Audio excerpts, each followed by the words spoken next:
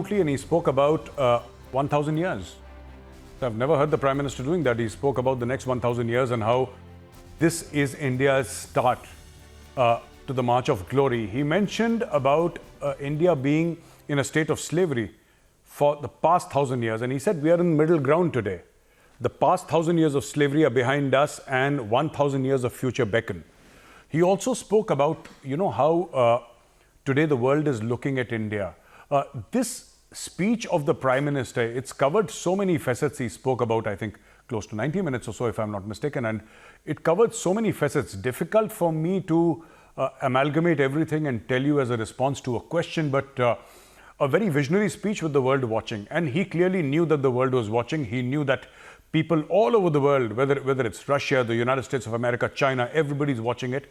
And this had everything for the entire world. Of course, for the people of India. He took everybody along, He spoke about Anganwadi workers.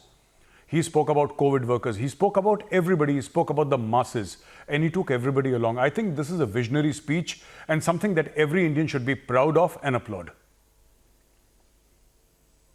Major Arya, of course, as you're pointing out, he did speak about, a whole range of things, also focusing, essentially on the demography of India. And he's used that word repeatedly in his speech today, focusing on people who are perhaps, in the demographic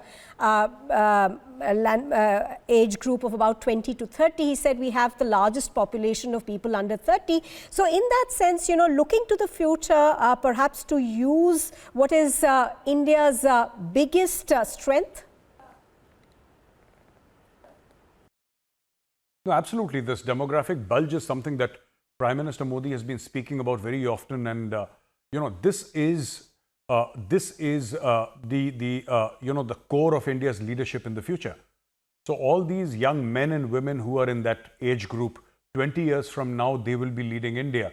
And it's important for India to nurture that talent today, our human resource development, so that these people can take pole position, they can take leadership position, and they're going to drive India's economy forward, India's politics forward, India's diplomacy forward. In every sphere of excellence, it is these youth who will take India forward. And I think that is what the Prime Minister was trying to, and he's been saying this very often. And not just the Prime Minister, I mean the world, top think tanks of the world are saying that this is amongst India's greatest powers, this ability to harness its youth as a superpower, as a prime driver of change in the future, supercharging the Indian economy, supercharging the Indian polity, and supercharging India's future. So I think that is what the Prime Minister was trying to speak about. Right, absolutely, Major Arya. Stay with us. Now, this was also as much political speech, as it is the last year of this incumbent government. Next year, there'll be a new government sworn in. And the Prime Minister spoke about the three evils that essentially are plaguing the country. He said it was nepotism, dynastic rule and corruption